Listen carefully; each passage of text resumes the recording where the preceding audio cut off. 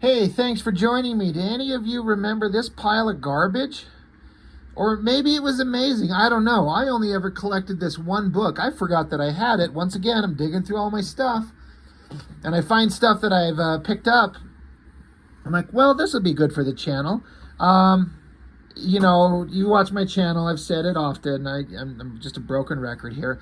I don't read a lot of DC comics. I love Superman. I love Batman as characters. I'll watch the TV shows and animated stuff and movies especially. And I will pick up comic series based on the creative teams.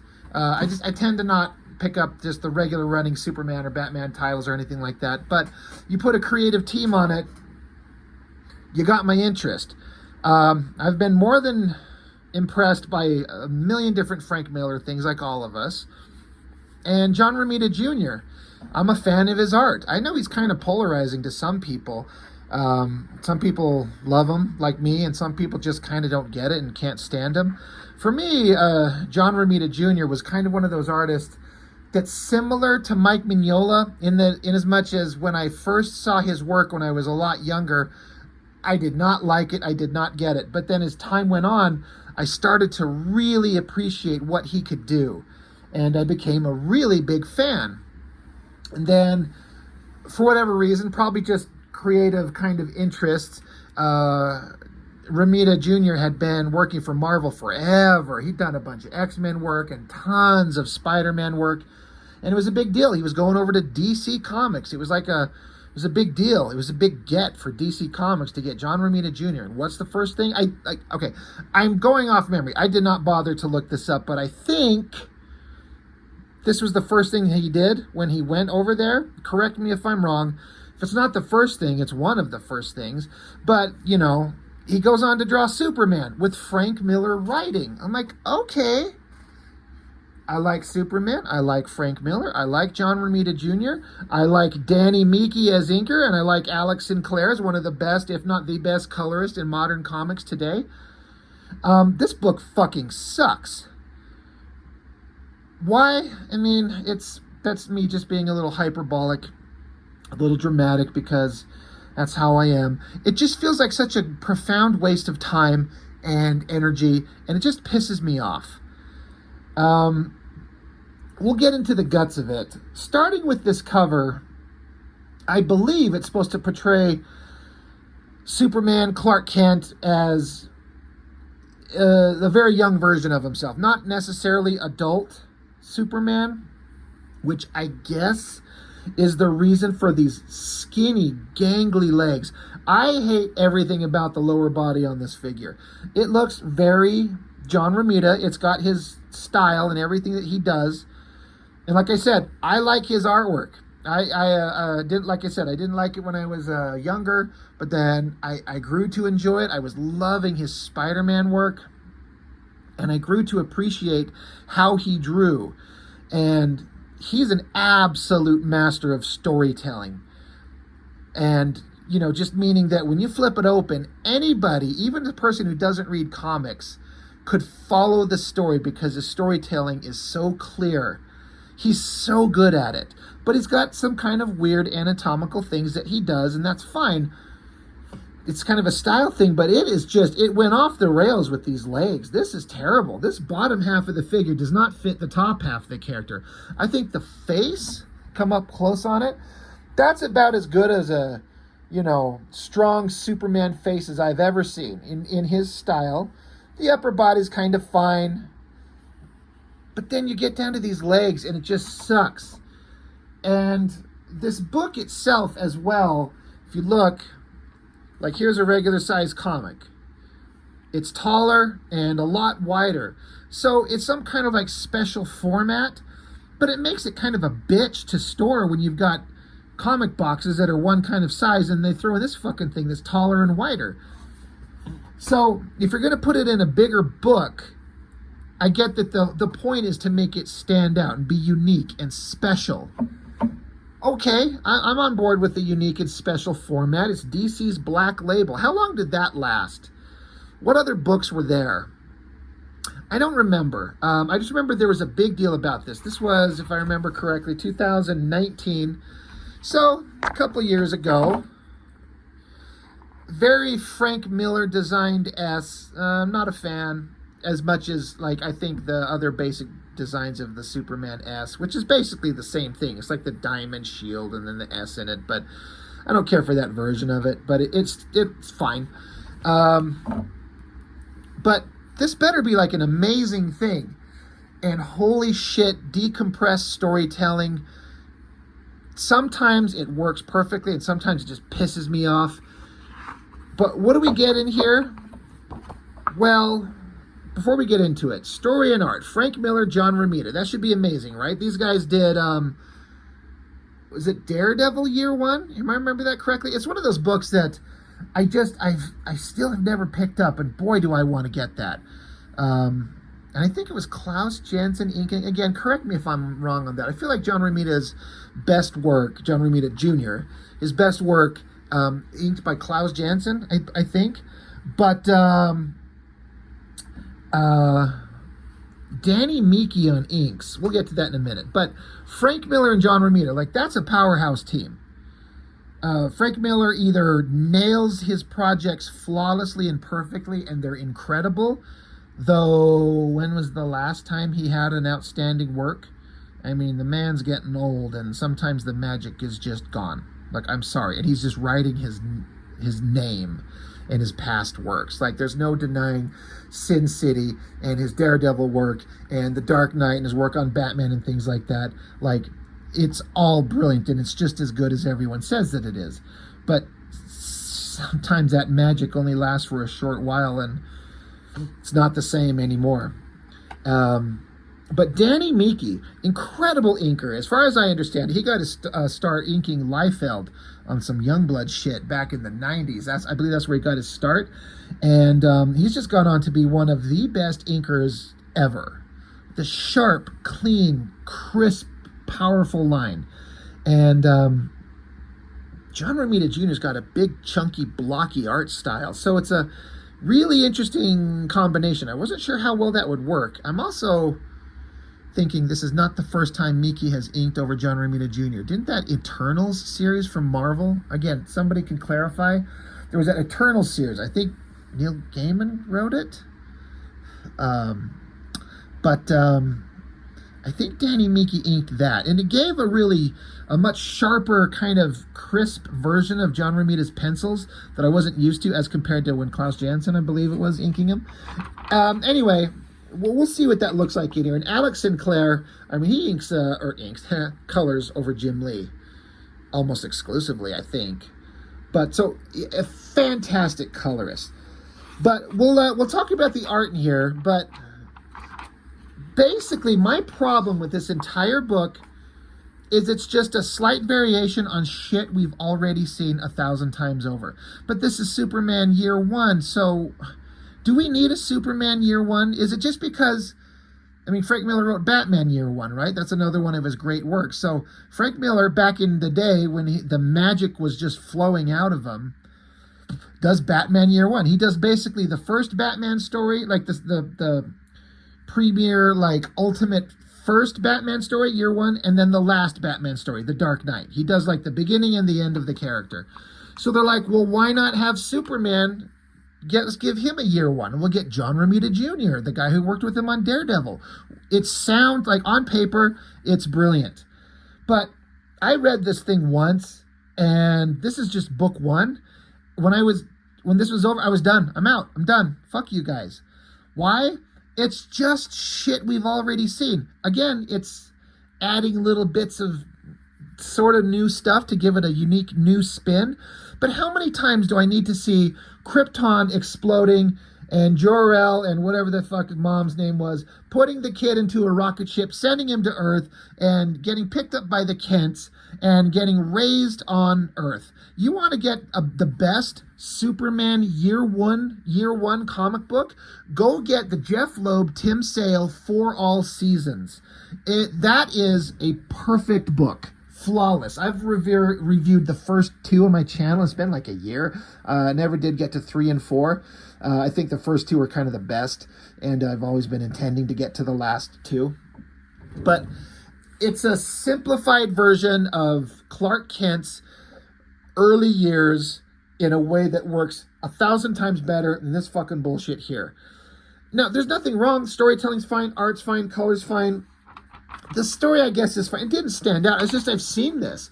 But it's decompressed within an inch of its life. It just is page after page after page of, like, the crying eyes of the baby, and then the spaceship as we're seeing what he sees. His parents there.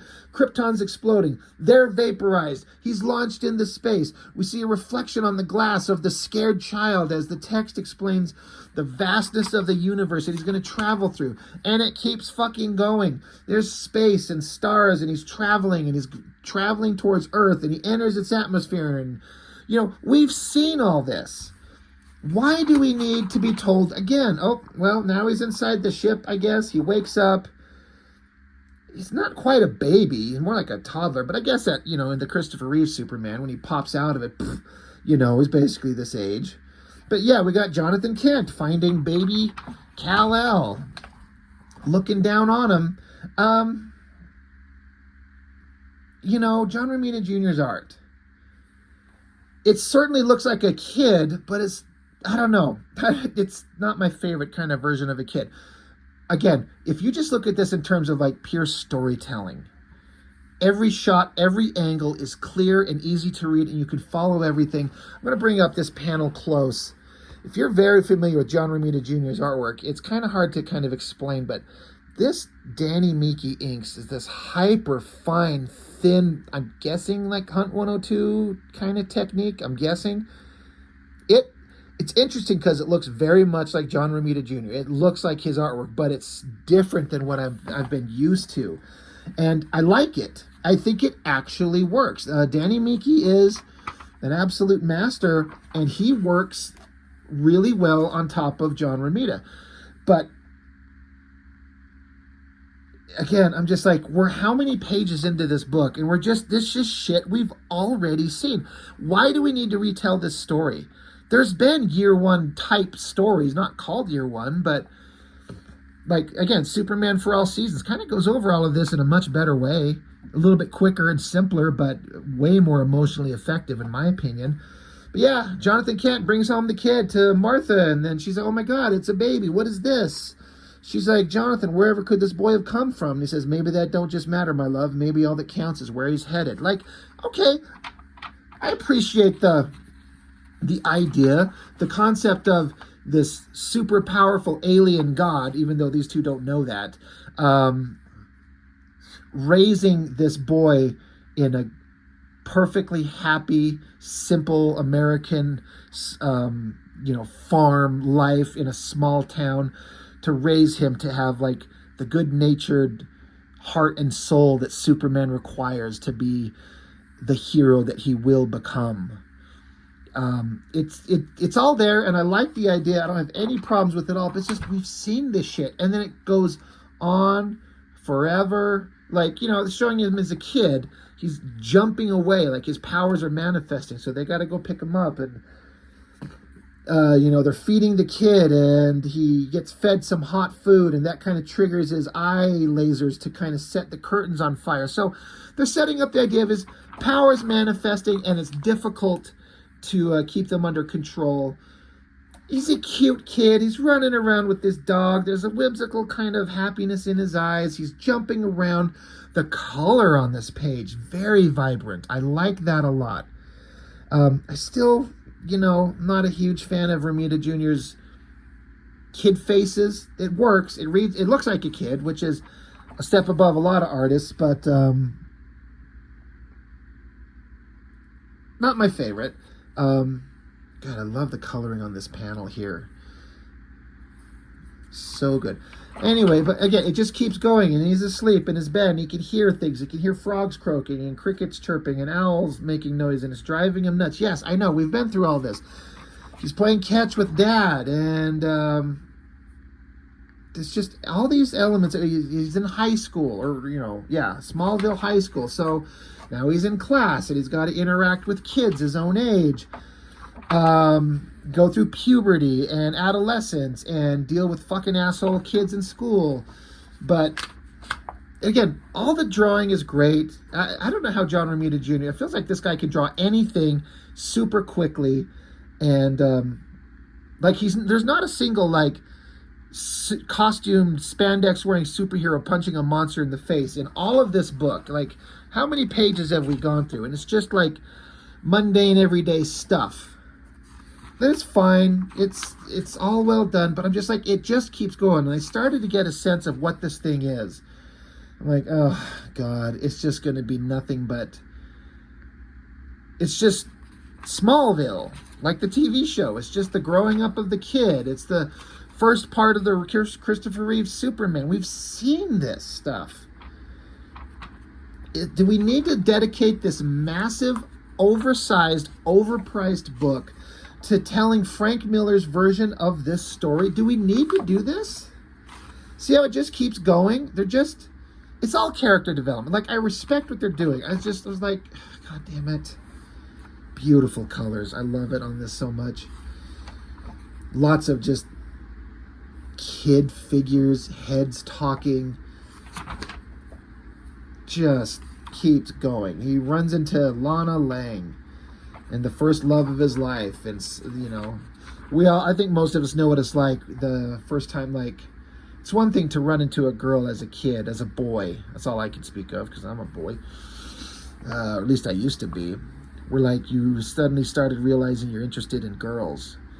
Like, yeah, I'm into chicks, big time. But none of them will fucking talk to you, or me, you know, because I'm a shy, schlubby weirdo. But then suddenly, there's just some girl that just treats you like a human being and talks to you and just connects with you. And, you know, that's kind of the idea that they're portraying in here. Frank Miller's a little bit more on the nose with everything. But it tells the story. So I appreciate that whole kind of sentiment. It's like, there's a girl that he meets, and she gets him. She listens to him. She sees the real him, you know, the human, not the weirdo. And then, of course, she finds out that he can fly. You know, again, coloring is amazing. Drawing is amazing. Inking is amazing. I'm also curious as to what the hell kind of artboard JR is using on these, because again, considering the size difference from standard comic size, this doesn't look like it's 11 by 17. It's more like was it a 20 by 22 or something? No, 20 by, I don't know. I'm trying to think of what the dimensions of the original artboards would be for this, because it's not standard comic book size stuff. But again, we're 10,000 pages into this book, and it's just still young Superman, young Clark Kent, figuring out his way. He's in school. They're talking. He's making out with Lana once, and he's just, you know, his heart's all a Twitter pated. I get it. I remember the first time a girl kissed me. It wasn't this young. Forever for me. Now he's playing football. And it's just high school drama shit. Does ancient Frank Miller have a good sense of how to portray a high school kid? I don't think so. So I'm bored out of my mind is what I'm getting at. This book, I'm done. I've read Superman for all seasons, and I've seen all this shit done 1,000 times better, a lot quicker. And I've seen this. I'm done. I appreciate the story, but it's been told. Well, I don't need to see this version of it, but I am also just shocked at how good Romita's simple storytelling is. And there's so much to learn from this from an artistic perspective. I am going out of my way to struggle to find the good in this goddamn book. Gets to make out with Lana again, because he's decided that he's leaving. He's telling his parents he's got some plans. He needs to leave. Clark Kent is leaving home. But then there's this element that's added that we'll get to here in a minute. Everyone's saying goodbye. He's jumping on a bus. I guess Mom packs away his red cape that came with him in his little Kryptonian pod. We're still saying goodbye as he passes by the house. Lana's on top of her house with the sign saying, love you and I'll miss you. And he can see it and he can read it. Oh, that's cute. He's taken off for whatever goddamn reason. And I guess he's having some kind of like visions of Krypton exploding in his head. But then this is what threw me off. says Naval Station, Great Lakes, quarterdeck of the Navy. So Frank Miller's having Clark Kent go to like military academy, and it ends on this splash page of him like the new challenge, the new adventure. He's joining the military. Is the theoretical idea. After paying $8 for this book back in 2019, all those pages spent. I'm out. I'm done. I ain't picking up another fucking one. You had all this time to show me Superman. Now, I say that feeling kind of hypocritical and contrarian that, like, I appreciate that they want to take a slow build up and explain the character and dig into who is Clark Kent. Who is this alien creature and how does he deal with trying to be a human but being different and having this infinite power and growing into who he will become. That concept I'm on board with, but again, I've seen this done better in comics and I've already seen the story 1,000 times. And I'm sorry, Mr. Frank Miller, your story did not keep my attention. I don't know that this was a big success. I don't know. I guess I can't say. I didn't look up sales. But I just don't feel like anybody talked about this shit. It was not a big deal. The only thing I seem to remember in the wide conversation was everyone hating this fucking cover the same way I did with these stupid legs. That's what I remember kind of hearing about. But Superman Year One, does this even come close to the popularity of Batman Year One? Absolutely not. And I don't know what happened in the rest of the story. And, you know, I'd be curious to read it because I'd like to see it. But I'm not interested in this enough to go seek it out and fucking pay for it. I've got too many goddamn books. And when you get one giant issue like this, you better hook me instantly. And you did not. So, Mr. Frank Miller, love your past works, respect you, appreciate you. It's like his glory days are over, and I think everyone knows it but him. Whatever, you know, he's a millionaire. I don't know shit.